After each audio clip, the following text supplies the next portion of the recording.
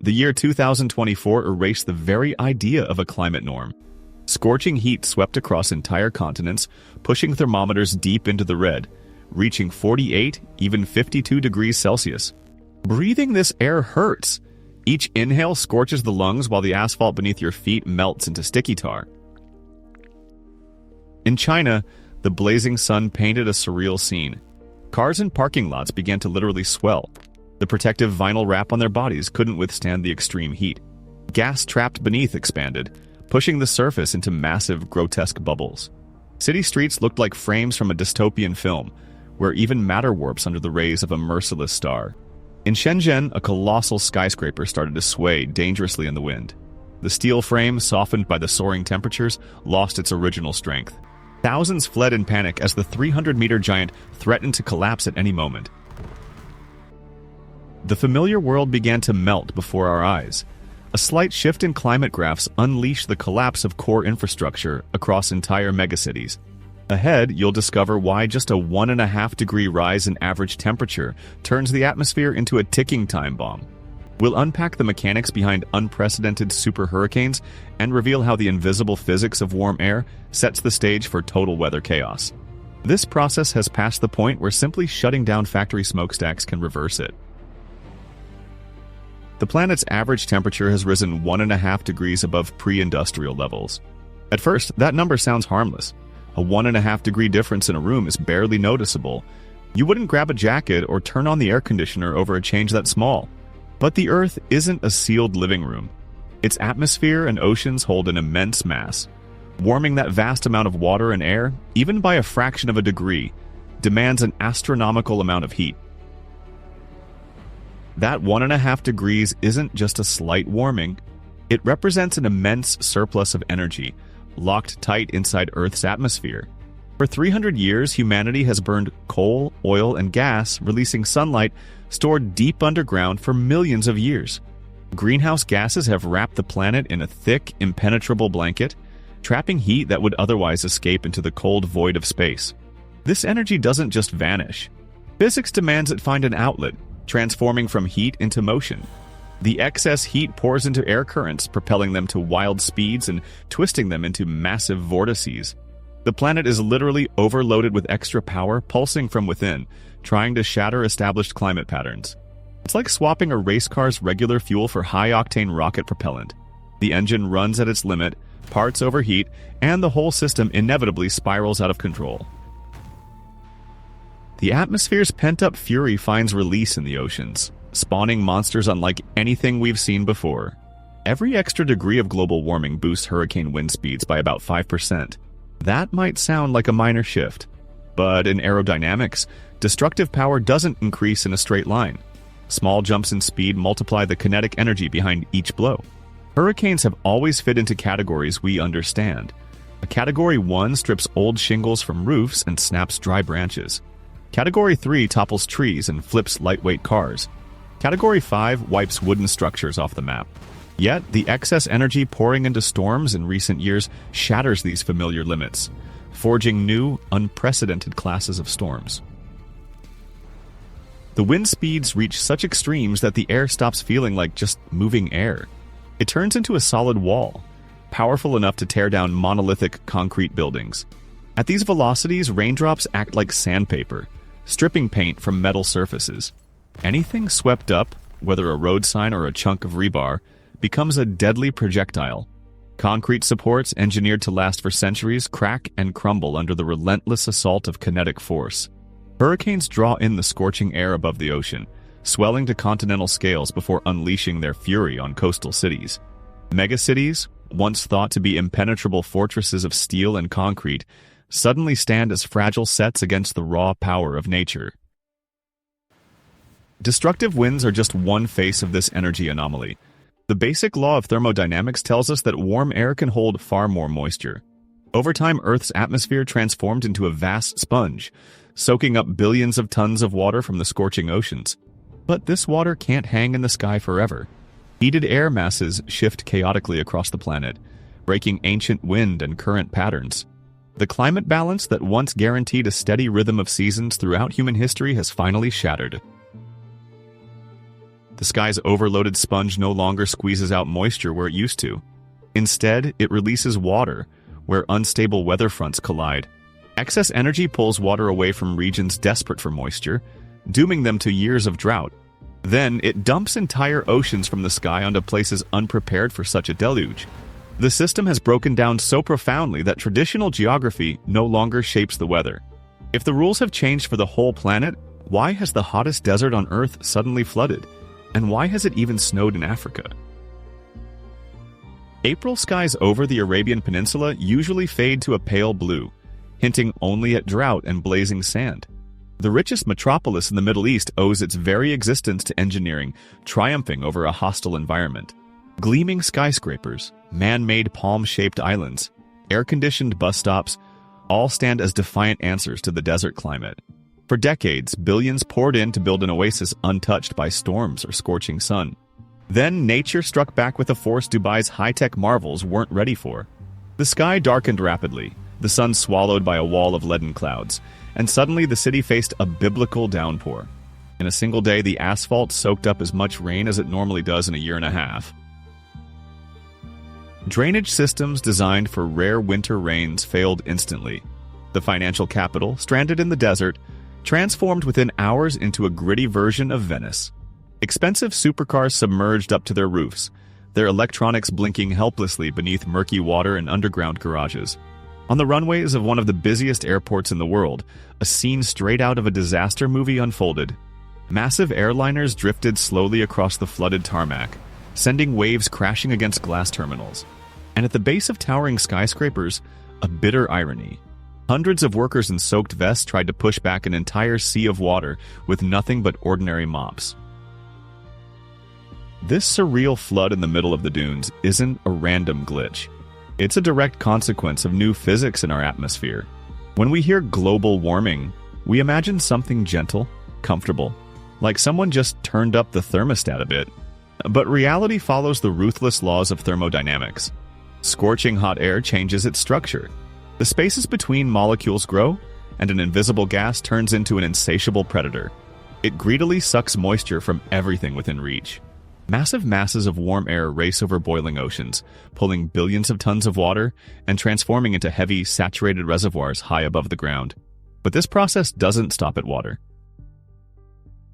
As the scorching air pushes inland, it acts like a colossal pump, pulling the last drops from parched soil, withering forests, and drying lakes. This hits people directly. In the streets of sprawling cities, you can feel an invisible force sucking the moisture right out of your skin. Hot winds draw water straight from your mucous membranes.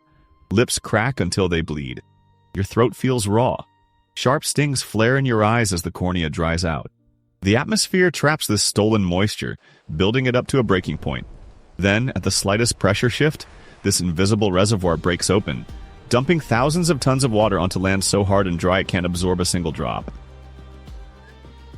This overload in the climate system disrupts the familiar order at the opposite end of the globe, creating scenes of grim surrealism. South Africa has long been tied in our minds to scorched savannas, dry riverbeds, and red dust shimmering in the heat. But climate chaos erased that image in one brutal stroke. Temperatures plunged suddenly. Instead of drought, the continent was buried under heavy snowfall, blanketing the land in white. The landscape became unrecognizable, like something out of a nightmare. In the middle of this snowy plain, a fully grown lion stood, sinking belly deep into the drifts. Frost coated his mane and his face froze in a look of utter confusion. This apex predator faced a force it had no instincts for, no defenses against. This image could have gone viral, if not for the terrible cost behind it. In a region where people have spent centuries building homes to catch breezes and block the sun, a sudden frost turned deadly. Thin metal and wooden houses, without insulation or heating, froze solid within hours. People whose ancestors learned to hide from the heat found themselves trapped in an icy prison, wearing no warm clothes. The unthinkable happened. In one of the hottest places on Earth, officials recorded a mass casualty event, all from simple hypothermia. These scattered events reveal a single, chillingly clear picture of our near future. The planet no longer warms evenly. It convulses in climatic chaos. Extreme swings leap from droughts that parch every living thing to biblical floods and deadly freezes.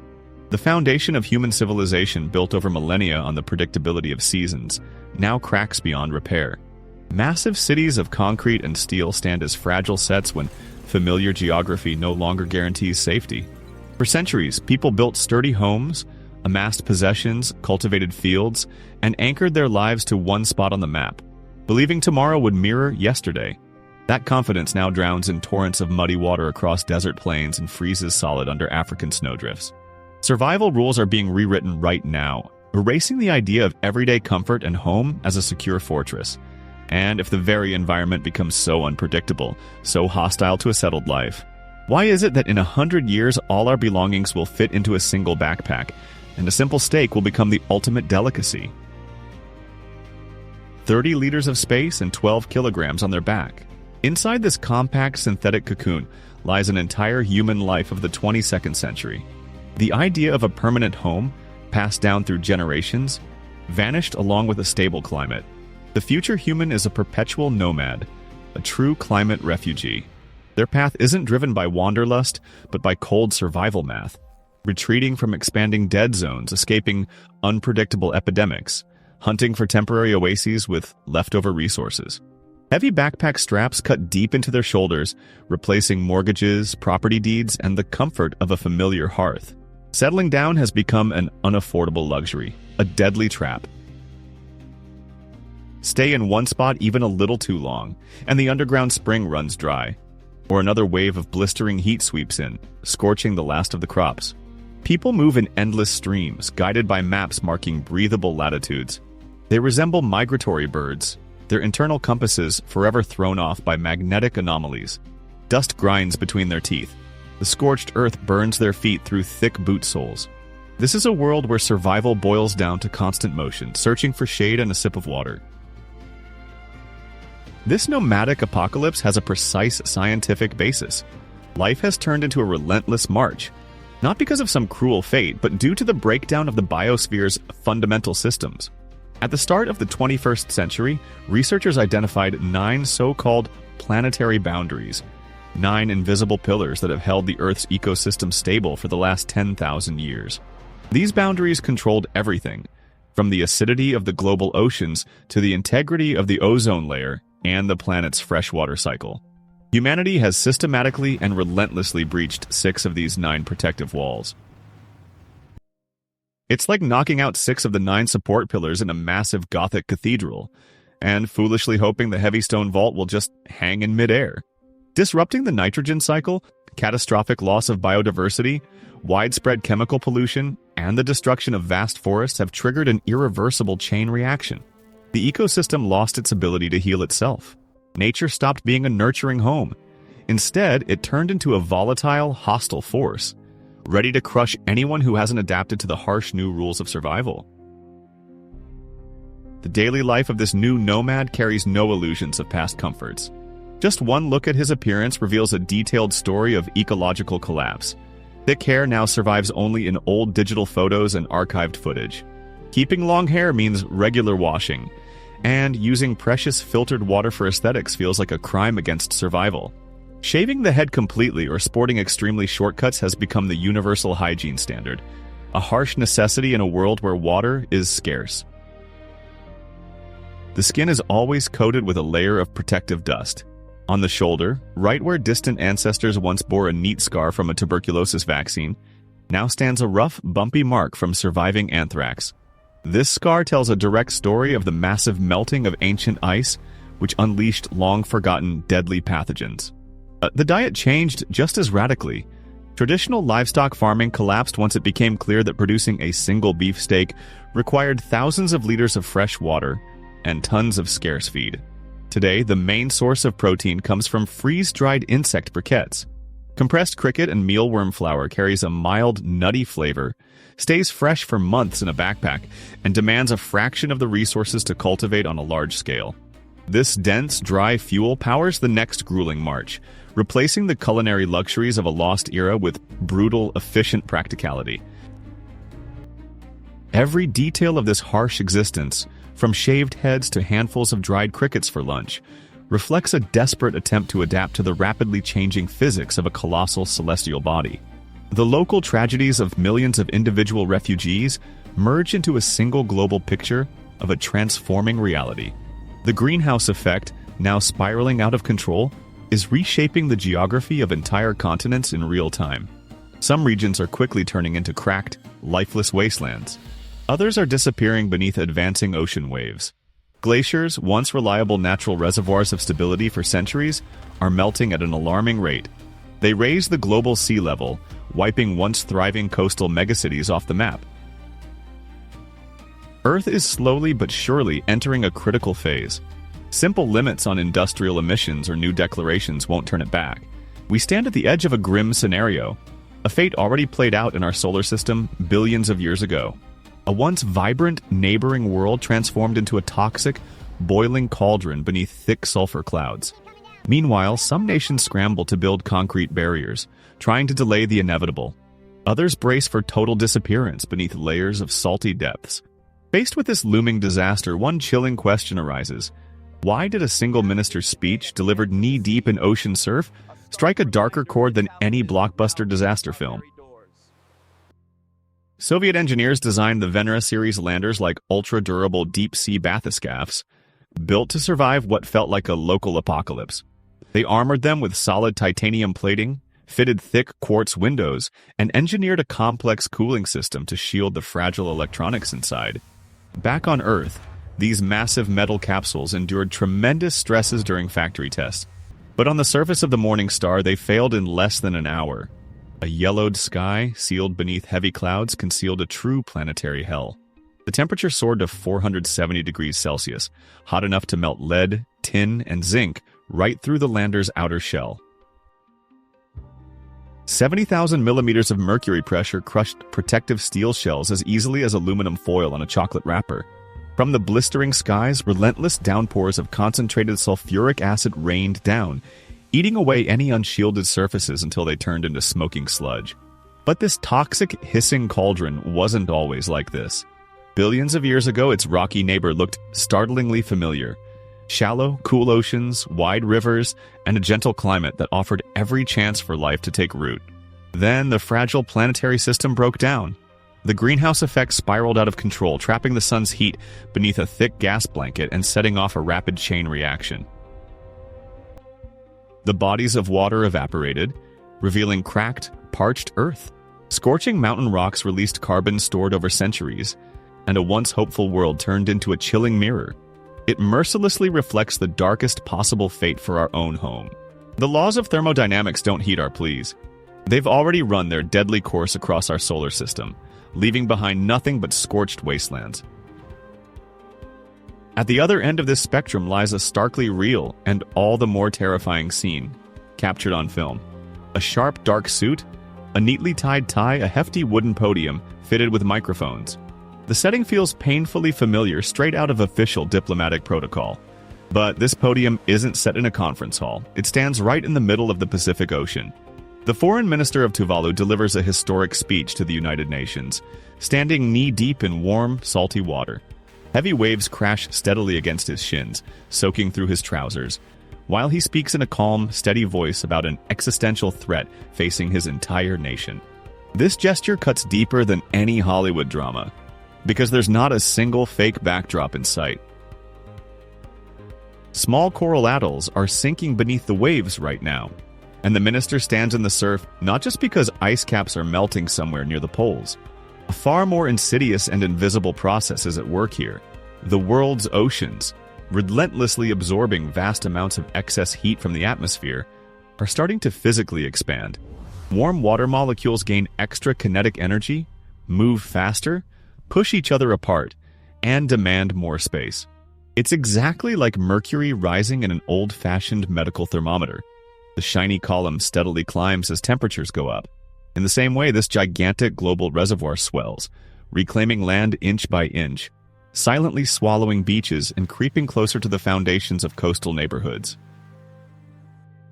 If we add the complete melting of polar ice sheets and high mountain glaciers to this thermal expansion, humanity faces a radical reshaping of continental geography. The global sea level would rise by 70 meters, that's as tall as a 20-story building, completely submerged beneath dark ocean waters.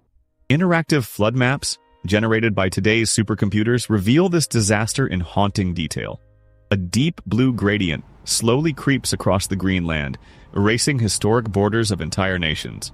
Florida vanishes entirely, turning into a shallow bay. The Netherlands, which spent centuries reclaiming land from the North Sea through an intricate system of locks, finally loses this battle.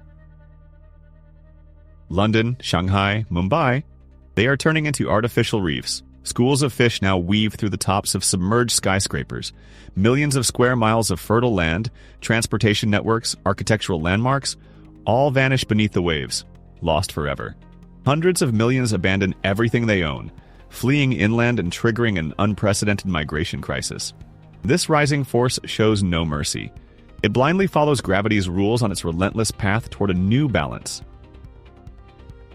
The paradox of this disaster lies in its brutal irony. Humanity will scramble in panic, retreating before the relentless surge of endless seas, surrounded on all sides by billions of cubic meters of water. Yet, at the same time, people will begin to die en masse from thirst. The incoming saltwater can't be drunk or used to irrigate crops. Sea salt kills plants, corrodes infrastructure, and pulls moisture from human cells, condemning bodies to a slow, withering death. As coastlines disappear beneath the waves, underground aquifers suffer irreversible contamination from salty intrusion, turning once pure water sources into toxic reserves. Endless blue oceans advance onto continents, but drinkable water becomes alarmingly scarce. This scenario stopped being just a line in academic reports long ago. It's unfolding right now, exposing the true cost of what we have treated for centuries as an endless gift from nature. And while some nations build massive seawalls to hold back the rising ocean, why did a huge metropolis of 4 million nearly turn into a scorched wasteland? And why do we flush down the toilet every day what others were once willing to fight to the death for? A South African metropolis of 4 million people froze in the shadow of an unprecedented social collapse. Officially named the Day Zero, electronic billboards along Cape Town's scorching highways tracked a relentless countdown. Authorities plan to shut off the main valves and cut the city's central water supply completely. Hospitals, schools, and homes faced dry, useless taps. This wasn't a temporary inconvenience. It was about to become the new normal. Survival rules changed overnight, setting a harsh limit. Exactly 25 liters of water per person each day. To put that in perspective, the average person in New York pours 270 liters down the drain every day, often without even noticing. 25 liters? That's a brutal, almost Martian level of scarcity. This amount barely covers a 90-second shower under a thin trickle, cooking the simplest dinner, and a couple of glasses to quench thirst. City residents stopped washing their cars. Lawns in upscale neighborhoods turned into harsh, yellow straw. People replaced their usual hand washing with harsh antiseptics that cracked their skin. Armed army patrols stood guard at water distribution points, ready to crush any uprising over an extra canister. Tension grew with every inch that the water level dropped in the main to Vaderskloof Reservoir, exposing its dead clay bottom. This crisis tore off the masks, revealing the fragile truth of civilization. Cutting off running water makes skyscrapers and cutting-edge technology meaningless. A wave of panic swept across southern Africa, revealing a global mathematical anomaly we usually ignore in our daily rush. Our blue planet races through the cosmic void, cloaked in oceans. Yet only about 0.5% of all that water is accessible fresh water, enough to sustain life. Imagine squeezing Earth's entire water supply into a 5-liter bottle. The portion fit for drinking and irrigation would barely fill a single drop at the bottom of the cap. The rest? Either toxic saltwater frozen in polar ice caps or locked deep underground in reservoirs far beyond our reach. You'd think technology would have solved this by now with widespread desalination. But removing salt from seawater demands staggering amounts of energy. Powerful pumps push salty brine through membranes under crushing pressure. Or enormous boilers keep millions of tons of water boiling non-stop. Today, all the desalination plants worldwide burn fuel and emit greenhouse gases to cover just 1% of global water needs. This sets up a deadly feedback loop. Extracting water from the ocean drains massive energy, and producing that energy heats the atmosphere, speeding up climate change and triggering even more droughts. Against this stark backdrop of statistics, our everyday routines reveal a staggering level of environmental cynicism. Take a look at those two chrome buttons on the toilet tank. They give us the illusion of choice, a nod to caring for the planet. The small button uses less water, the large one more. But the reality is harsh. A single flush sends 6 liters of pure, filtered, chlorinated, and sanitized water rushing away. Just 4 trips to the bathroom drain an entire day's survival water allowance, the very limit city dwellers once fought over in long lines. We build massive treatment plants, lay hundreds of thousands of miles of pipes, and burn terawatts of energy running pumps, all to bring water quality up to medical standards. Then, coldly, we treat this elixir of life as a vehicle to haul waste into the sewer. It's like using the finest silk handkerchiefs instead of toilet paper, and then burning them in a furnace. Our species has reached incredible heights in quantum physics, yet we still cling to a caveman's attitude toward the planet's most precious resource. The habit of thinking of water as a free dumping ground took root during an era of plenty. Now, that era is giving way to one of severe global scarcity. Disrupting this temperature balance goes far beyond dried-up reservoirs and rationed water supplies. The immense heat energy, powerful enough to evaporate lakes and redraw rainfall patterns, doesn't just vanish. It changes state, fueling the lower atmosphere with unprecedented kinetic energy. Scorching air currents surge upward into the upper troposphere, clashing with icy winds to create monstrous vortices. The airspace above us, once a stable highway for global logistics, now boils like a pot set on high heat. Familiar transcontinental flight paths carrying millions of passengers now cut through zones of severe turbulence, where the rules of aerodynamics face their toughest test. The high-speed travel network that shrank our world now faces a brutal physical limit. You can't break through it by cranking up turbine power or reinforcing the fuselage. The sky's invisible structure is cracking under the weight of heat trapped by the planet. This turns routine commercial flights into a chilling survival gamble. Why will flying soon become as risky as crossing a minefield? At 10,000 meters, everything seems calm. The steady hum of the turbojet engines lulls the cabin into a quiet rhythm. Seatbelts have long been unbuckled. Passengers drift off, eyes fixed on glowing screens. Cups of hot coffee wobble gently on fold-out trays. Weather radars show a clear path. No sign of storms or thick clouds beyond the thick acrylic window. Then, without warning, an invisible hammer slams upward against the aluminum fuselage. The massive airliner drops suddenly, plunging tens of meters like a snapped elevator cable. Unsecured food carts, heavy carry-ons, and passengers who haven't fastened their seatbelts shoot toward the ceiling with alarming speed. Bodies crash against the hard plastic panels of overhead bins with a dull, painful thud. Bones breaking, walls punctured. The cabin erupts in screams, bags scatter chaotically. Oxygen masks hiss, while the sharp scent of spilled tomato juice fills the air. This isn't a scene from a Hollywood disaster movie. It's the harsh reality of clear air turbulence. Unlike the familiar air pockets inside storm clouds, this atmospheric anomaly can't be detected by onboard radar. Pilots fly blind into it, cruising at 560 miles per hour without a single second of warning. The most alarming fact lies in the cold numbers. Over the past 40 years, this invisible menace has doubled in frequency. The sky has stopped being a predictable space. Instead, it's become an unseen minefield of chaotic air currents, ready to tear a plane apart at any moment. The cause of this growing airborne chaos lies in a fundamental shift in atmospheric dynamics, one we triggered ourselves. High above, the stratosphere wraps the planet in jet streams, twisting rivers of superfast wind, racing at speeds rivaling race cars. For centuries, their immense power depended on one key factor: a sharp temperature contrast between the freezing poles and the blazing equator. This difference acted like a tightly wound steel spring. Cold, dense air from the northern latitudes slammed into hot tropical air, creating an unbreakable barrier that kept these high-altitude winds neatly confined. But human-caused warming shattered this finely tuned system. Arctic ice is melting. The northern regions are warming 4 times faster than the rest of the planet, erasing that crucial temperature boundary. The spring has loosened, losing its tension. Jet streams have started twisting unpredictably, breaking into smaller branches and unleashing massive wind shifts where calm once reigned. Atmospheric layers, moving at drastically different speeds and densities, collide and spin into horizontal whirlwinds, right along the busiest transcontinental flight paths.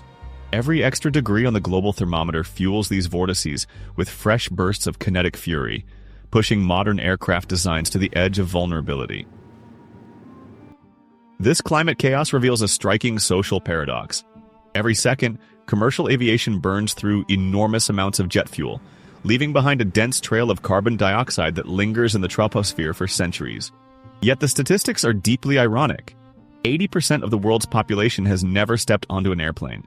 A huge portion of humanity has never tasted reheated airplane food, never stood in exhausting lines at passport control, and never gazed down at tiny patches of farmland through an oval window. This massive environmental damage serves only the speed and comfort of a tiny minority. The peak of this absurdity shows up at global climate summits. There, political and financial elites gather, wearing concerned faces, to discuss saving a planet choking on pollution. At one recent meeting, world leaders arrived aboard 400 private jets.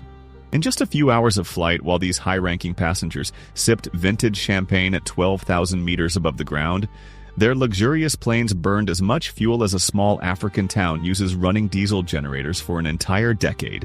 The privilege of fast travel for the few literally destroys the stable environment for the vast majority, those who walk or cram into crowded buses along dusty roads.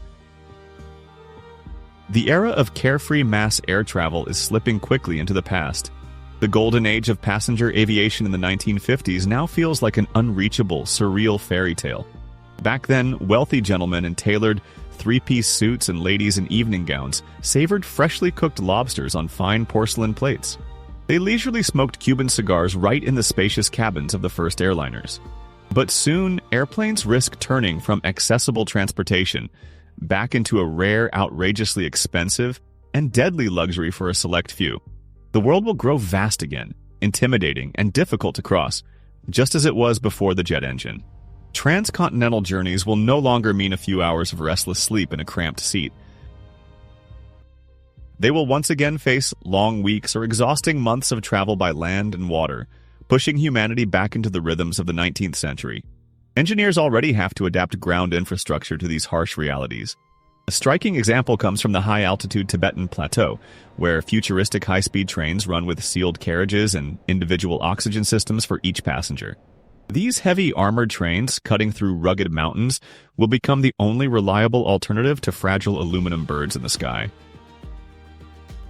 The slowdown of global transport networks will inevitably trigger a chain reaction that strikes at the very foundation of our existence. The habit of enjoying fresh Argentine marble beef in European restaurants or biting into crisp New Zealand apples during a harsh northern winter will vanish along with cheap air cargo. The global food supply fueled by the speed of jet engines will collapse, forcing humanity to painfully rethink what fills its plates. Traditional livestock farming, which demands endless pastures, millions of tons of grain feed, and vast amounts of fresh water, will become an unsustainable luxury amid scorched soils and broken trade routes.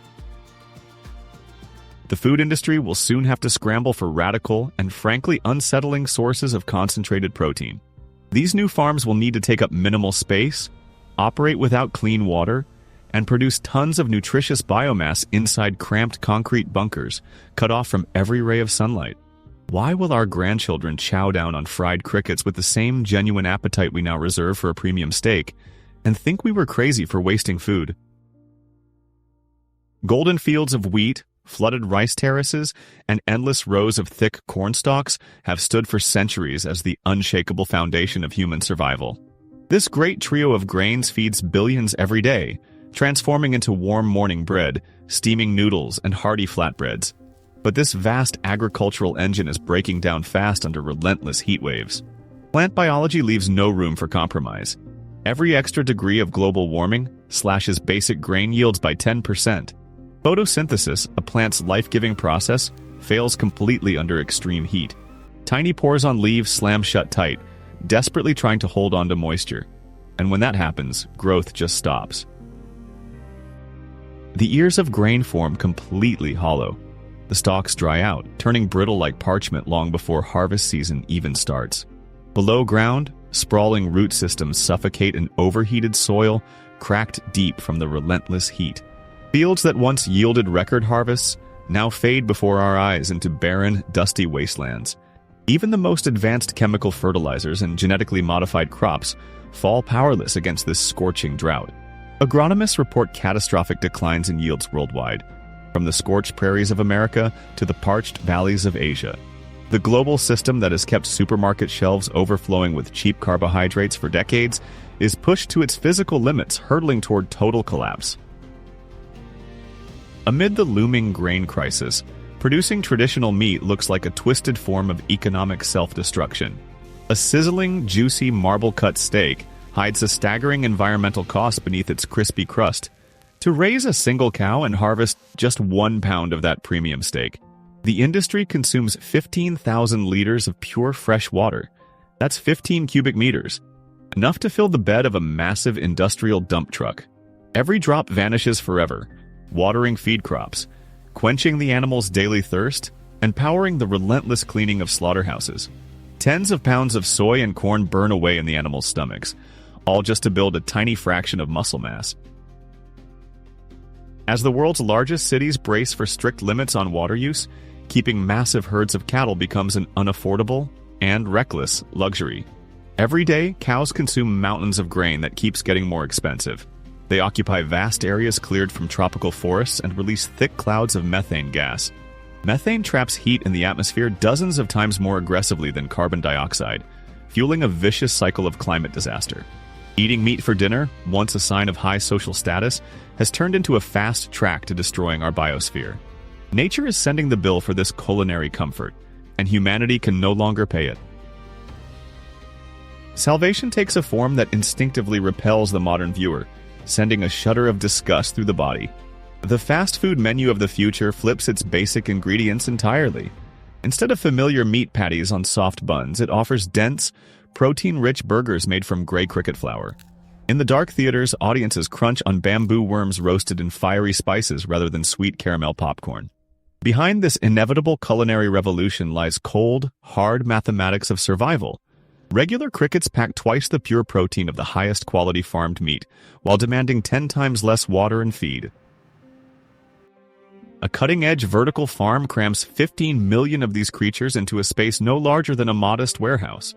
A team of just 5 people runs the entire operation. Inside these multi-tiered concrete bunkers, a constant, deafening buzz blends into a steady industrial hum. The environment is perfectly sterile, with humidity kept at optimal levels. Meanwhile, the living biomass grows at an alarming rate. These tiny organisms don't need expensive antibiotics or endless green pastures. Instead, they convert cheap plant waste into high-quality protein with an efficiency no warm-blooded mammal can match. They are nature's perfect biological factories, evolved to thrive and tailor-made for a world pushed to its limits. The initial gag reflex at the thought of eating wriggling larvae is just a temporary cultural construct, an illusion created by a brain spoiled by civilization. Entomophagy, the practice of regularly eating insects, isn't a trendy quirk of radical eco-activists or a desperate measure ripped from a bleak, post-apocalyptic novel. It's a full-scale return to a basic diet, tried and tested over millions of years by our earliest ancestors. Early hominids survived the harsh savanna and rapidly expanded their brains thanks to constant access to this easily digestible source of concentrated energy. Collecting dense larvae rich in fats and valuable amino acids from under the bark of fallen trees proved far safer and more energy efficient than tracking dangerous large animals for weeks with primitive stone spears. Even today, billions of people across Asia, Africa, and Latin America enjoy fried tarantulas, large grasshoppers, and silkworm pupae as gourmet delicacies, genuinely puzzled by Western squeamishness. The industrialized world is slowly giving in under the weight of undeniable scientific facts and empty reservoirs. Food scientists have found a clever psychological trick. Once an insect is ground into a fine, uniform powder, the brain stops seeing it as a creepy bug with legs and antennae. Cricket flour is already making its way into protein bars for professional athletes. Its distinct taste hides beneath thick layers of chocolate and crushed nuts. Realizing that humans have always been, biologically speaking, insect eaters breaks down deep psychological barriers. The crunch of a tough chitin shell isn't a sign of gastronomic desperation anymore. It's a rational victory of adaptable minds over outdated prejudices. The forced shift in our global diet is just the surface of a massive transformation. It's an attempt to adapt to rapidly changing rules on the planet's scorching surface. Meanwhile, labs are learning to turn chitin into nutritious paste, and farmers scramble to save every precious drop of moisture. Yet, deep underground, far older and far less predictable processes are unfolding. Rising temperatures don't just scorch fragile crops or dry up once mighty rivers, they ruthlessly crack open vast icy vaults, sealed tight since the last great ice age. Permafrost, which once locked huge stretches of the northern hemisphere in stone, is losing its solid grip. It's slowly turning into a rotting, sinking swamp. As the frozen black soil thaws, it reveals something unseen by sunlight for tens of thousands of years, something our modern immune systems are completely unprepared for. This invisible enemy doesn't need pastures or clean air. It can survive the harshest cold and wait patiently, potentially forever.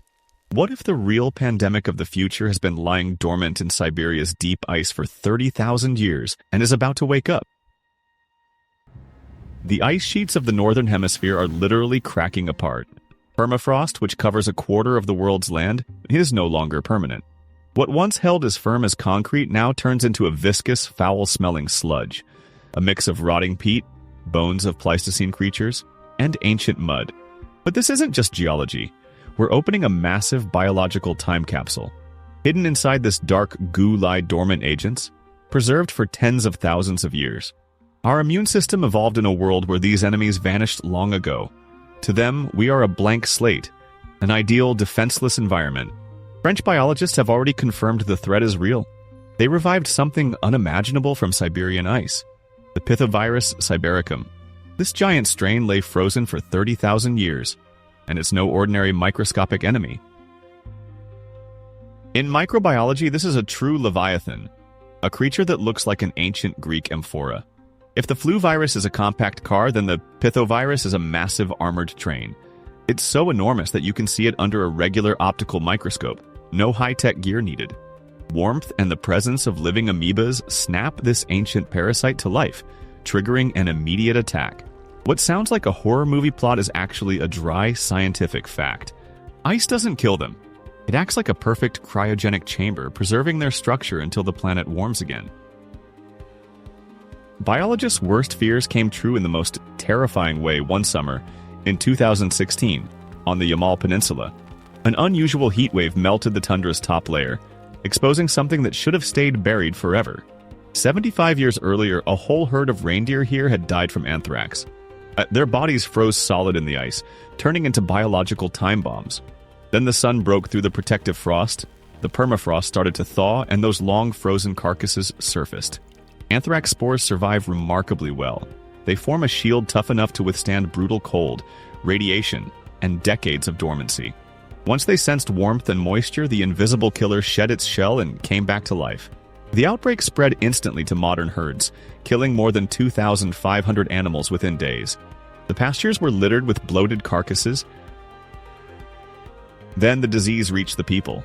Local nomads, who had lived in harmony with nature for centuries, found themselves at the center of a local apocalypse. Helicopters evacuated the sick. Soldiers in hazmat suits moved through the green tundra.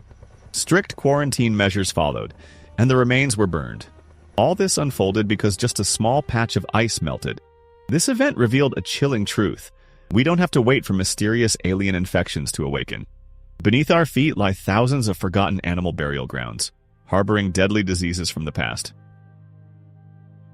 But death doesn't come only from the distant past. As the climate warms, it breaks down invisible barriers that once held back modern threats. For centuries, harsh winters acted as a natural fortress, mercilessly wiping out heat-loving disease carriers. That icy shield has finally collapsed. On epidemiologists' screens, alarming red spots are spreading. These mark the habitats of dangerous insects marching aggressively north.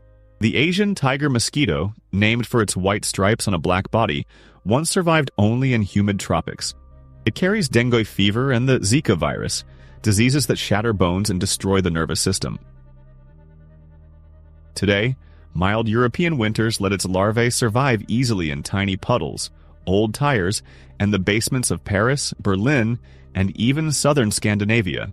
Migration maps reveal how the red zone spreads across the continent at an alarming pace, blurring the line between exotic resorts and temperate climates. Tick-borne encephalitis ticks behave the same way. A mild November and an early March give them extra months to reproduce and hunt. Their range now reaches deep into the taiga and northern forests, places they couldn't reach before because the ground used to freeze solid. Humans find themselves caught in a ruthless trap. From beneath, ghosts of ancient epidemics rise from thawing soil. From the south, modern pathogens hitch rides on tropical mosquitoes, threats that northern medicine isn't prepared to face. The familiar world is turning into a global incubator. This double biological siege forces us to face a harsh truth about our place on this planet.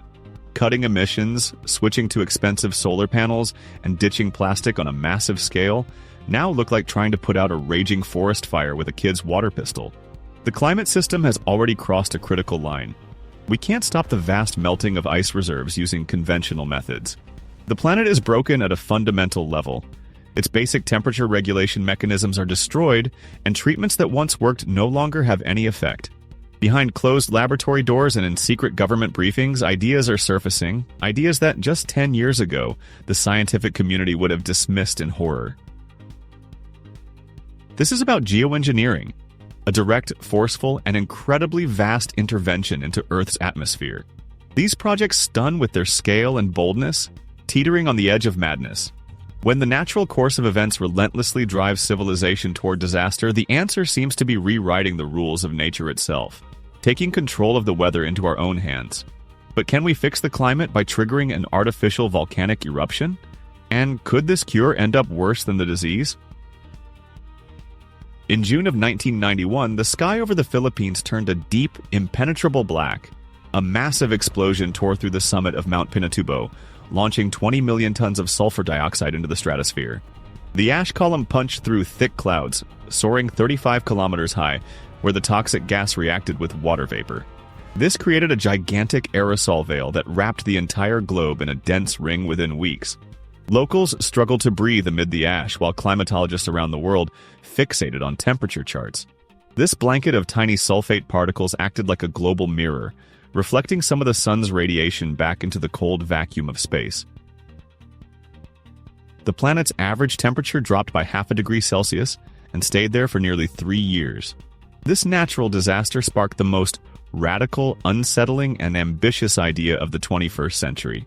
Scientists gave it a dry, academic name: stratospheric aerosol injections. Engineers proposed to mimic the effect of a Philippine volcano by creating an artificial umbrella over our heads. The scale of this plan dwarfs the logistics of any world war. Fleets of heavy, high-altitude planes would patrol the upper atmosphere day and night without pause. Their massive cargo bays would carry millions of tons of light-reflecting particles. Some of the boldest physicists suggest using ultra-fine diamond dust for the job.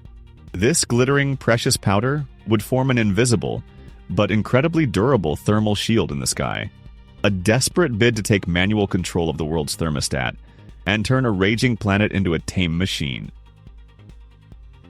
The stratosphere is just one potential battlefield in this global repair effort. The second front opens across the vast blue expanses of our oceans. Historically, the world's oceans have been the planet's greatest carbon sink, processing enormous amounts of gas. But geoengineering aims to push their natural capacity to the extreme. This approach is called ocean fertilization, a term that sounds oddly mundane for something so dramatic. Fleets of heavy cargo ships set sail for the most lifeless zones of the Pacific and Southern Oceans, ready to dump hundreds of thousands of tons of iron sulfate into the cold waters. For marine plants, dissolved iron acts like a powerful growth catalyst, a kind of biological booster that's in short supply and limits algae development. Introducing this metal triggers an explosive, hyperactive bloom of phytoplankton. Satellites in orbit have already captured the results of early local experiments. Against the backdrop of the dark, nearly black ocean depths, massive neon green swirls spread rapidly. These artificially created biological oases, each as large as a small European country, consist of trillions of microscopic algae. Every single-celled organism acts like a tiny vacuum pump, greedily sucking carbon dioxide from surface waters to build its carbon skeleton. After a brief life cycle, the phytoplankton dies off and begins drifting slowly to the ocean floor. This endless snowfall of dead organic matter carries carbon deep into the pitch-black abyssal plains, locking it away beneath kilometers of icy water for thousands of years to come.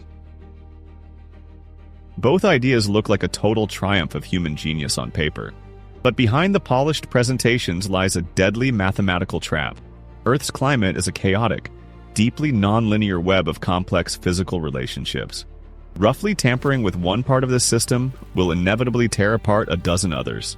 Spraying diamond dust to cool the northern hemisphere could shatter the global monsoon system within months. Saving some continents from heat waves might trigger apocalyptic droughts across Southeast Asia or dry up the Amazon basin completely, condemning hundreds of millions to starvation. Even saturating water with iron carries a biological threat just as serious. A sudden explosion of algae can trigger toxic strains or completely deplete dissolved oxygen across vast ocean areas. Dead zones form, some as large as entire seas, where every form of marine life suffocates, from plankton to blue whales. The biggest problem with geoengineering? There's no undo button. Once the powder reaches the stratosphere and metal dissolves in the currents, you can't physically stop the chain reaction you've started. Then comes the geopolitical nightmare. Who gets to turn the dial on Earth's global thermostat? Who decides which lands will flourish and which will turn to dust? Even worse, the planet faces the threat of what's called a temperature shock. If fleets of planes suddenly stop spraying aerosols because of an economic crisis, the artificial shield will vanish. The greenhouse gases trapped beneath it will hit the biosphere with double the force. That temperature spike could incinerate what's left of ecosystems in just a decade. We're trying to perform brain surgery on an open mind, armed only with a sledgehammer. This desperate longing for radical technological marvels reveals a deep flaw in how we see our place in the universe. From lofty stages, we constantly hear grand calls to save the planet. But the harsh geological truth is this: the vast rocky sphere doesn't need saving. Over 4.5 billion years, Earth has endured impacts from 10-kilometer asteroids, transformed into a solid ice shell, stretching from pole to pole, and heated up into a toxic greenhouse inferno. The biosphere is incredibly resilient, indifferent to the extinction of individual species. It adapts, mutates, and will inevitably find a new balance of temperatures. What truly needs saving isn't the rocky ground or an abstract idea of nature. We must save human civilization itself. Our entire complex infrastructure, glass-covered megacities, global supply chains, and high-yield agriculture, was meticulously tuned to a very narrow, unusually stable climate window. And that window has slammed shut. The challenge for the coming decades won't be to restore the lost Holocene paradise, nor to hack the stratosphere with risky chemical injections. The real test lies in a total, unprecedented adaptation of our species to new rules. We'll have to move coastal megacities inland into scorched continents, build sealed underground agricultural complexes, radically reshape the very architecture of human life, and rewrite social contracts. This evolutionary leap will be painfully difficult. It demands shedding the naive illusion that we can fully control the forces of nature. The coming era won't forgive arrogance. The future belongs not to those who try to chain a raging hurricane in concrete shackles, but to those who learn to build ships strong enough to weather any storm.